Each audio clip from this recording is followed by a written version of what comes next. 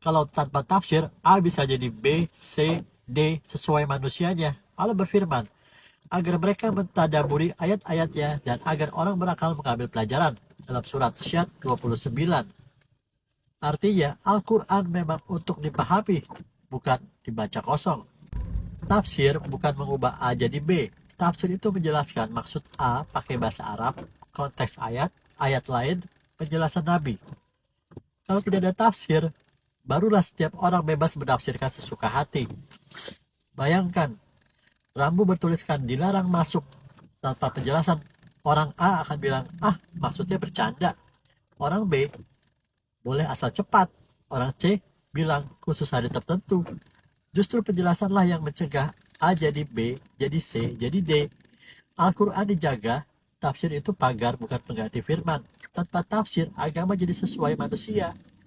Salam waras.